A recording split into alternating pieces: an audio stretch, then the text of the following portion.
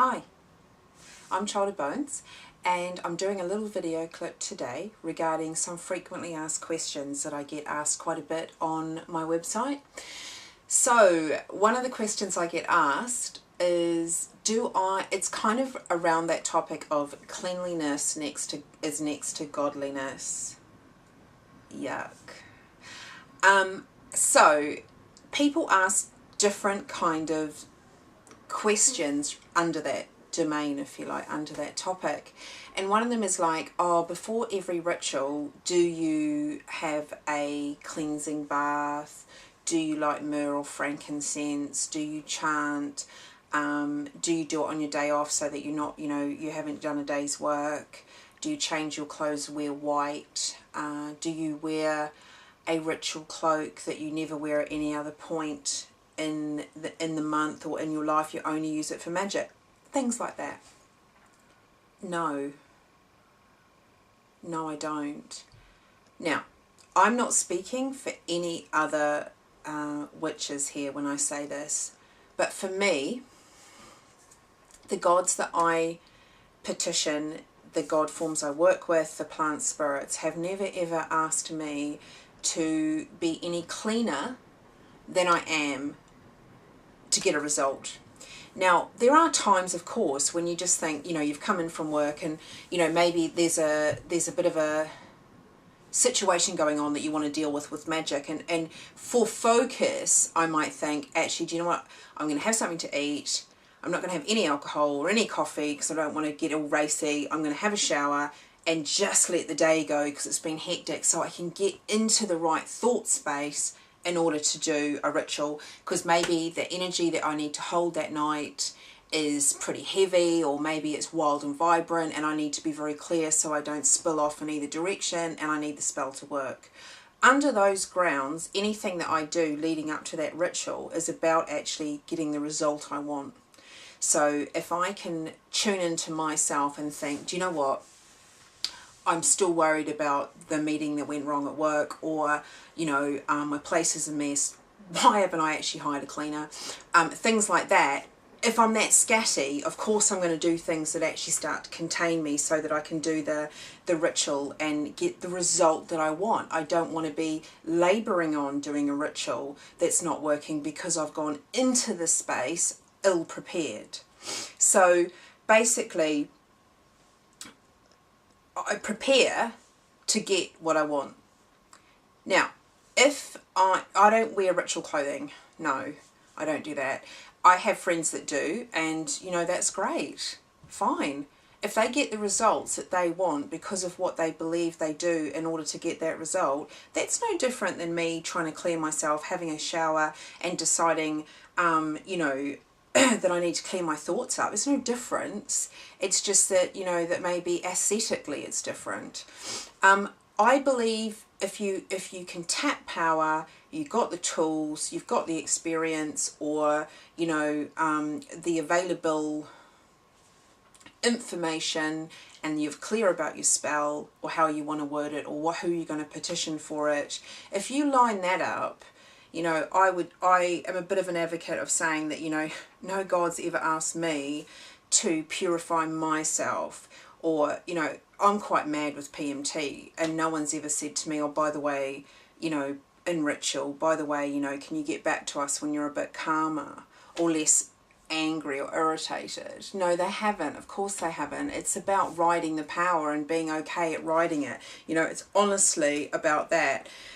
It's so, for me, not about being in a pure space before you contact a god form. And yes, there's some stuff that you wouldn't want to tap necessarily, of course. And there's some powers that you probably, it just would make common sense that you probably wouldn't be really messed up and then go and contact something quite formidable and have a direct contact because you've managed to, find a sacred chant of theirs that works, or you're going to visualize some symbolism and smoke heaps of, cannabis before you do it. Obviously there's some things that you just think, well, probably not the biggest common sense idea I've ever had, really, or, but as far as do I scrub myself pure with myrrh, have a pre-ritual bath, Not unless I need it, no.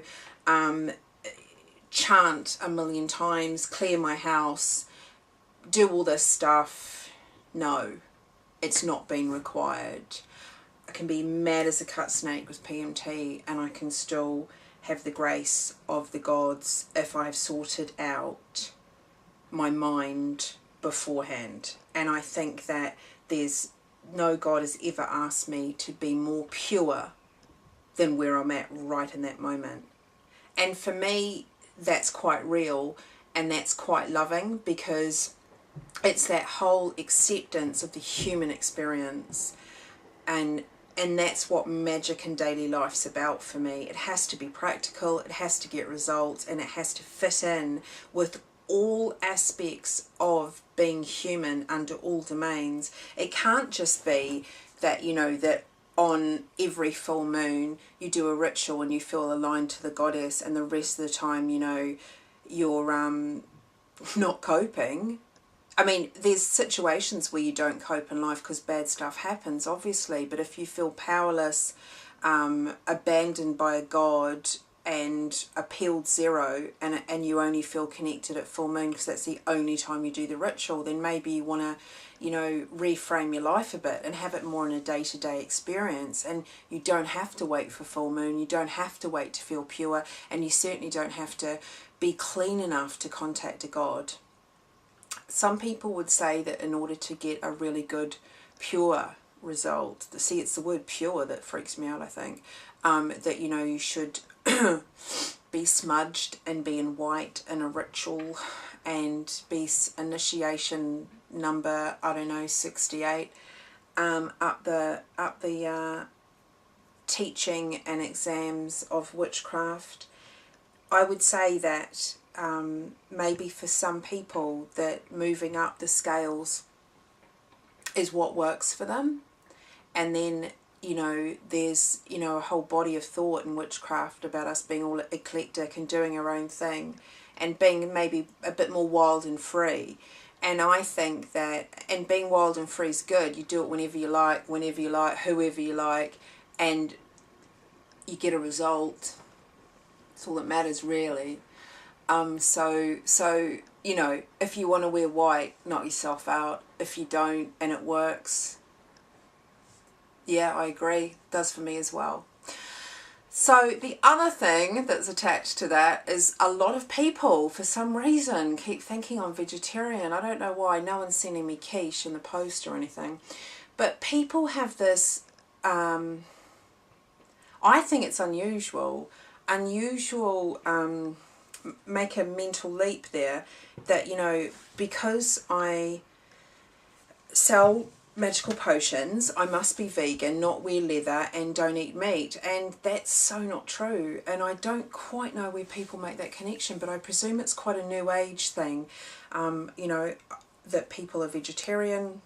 I don't mean it's new age that people are vegetarian. I mean, I think it's the new age community have this idea that perhaps people that buy or sell magic or work with god forms have to be pure and they don't have rotten meat in their intestines. I have no idea. Anyway, no. I think that people say about vibration and chakras opening and DNA moving around if you're vegetarian. Great. Not been my experience. I'm quite happy with my DNA. And I haven't felt like I needed an extra chakra to get through. I'm quite happy and naturally quite optimistic. So I don't really feel I need to blow another chakra. And I certainly don't think I kind of need to eat celery sandwiches for the rest of my life.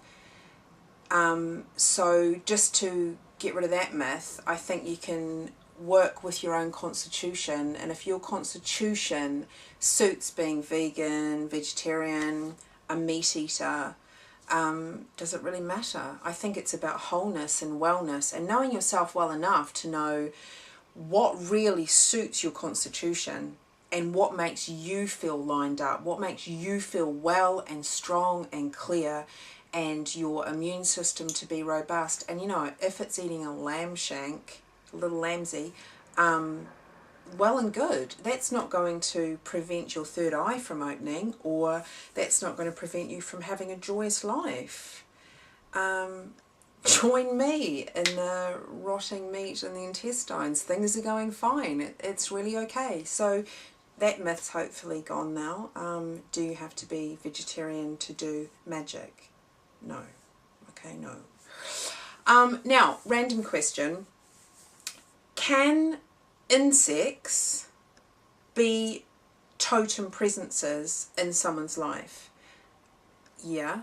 I know that there's a body of shamanism that believe that insects represent, in shamanic journeying, represents types of illness. That's okay if it does in there. If that's how they perceive disease, then all well and good. I mean, if it's correct for them, then all well and good. If you're like me and you believe that actually every single thing in your life potentially could be a medicine or a poison, depending on how it's approached, when it comes into your force and how much you have of it, then you'll be in a different body of thought. And my body of thought is anything can be medicine. Anything at all can be medicine. Look at radiation. It can kill and it can cure. Look at ants, for example. Really annoying when they're in the honey jar, but in shamanic journeying, in witchcraft as a totem presence, incredible if you want to reintegrate back into the community. If you want to look to have, you know, ultimately a really vast structure and how to organise and work in your community as a team to get a piece of work done. So it's all about your perception. I don't think there's any hard and fast rules. My only rule, I guess, is that I think everything in my experience can kill and cure. Everything can be medicine, which is slightly positive in saying kill or cure. Everything can have significant value. If I got a bit trippy and overindulge in one thing, of course it can turn into something else that maybe isn't as pleasant or isn't as great for my immune system or whatever. And you know, and then we go back again. If something's deficient because you're paranoid about it, then maybe that's too much as well. So it's balance, you know, and it's always, I think the key for anything is to know yourself. You need to know what suits your constitution, what's your path of joy. Really and truly, what is your path of joy? What brings you wholeness? What brings you happiness? It doesn't matter. It doesn't matter what the coven down the road is saying for themselves. It doesn't matter what witch school is saying on the internet or the forums, or it just doesn't matter. It doesn't apply. It applies if it rings true for you.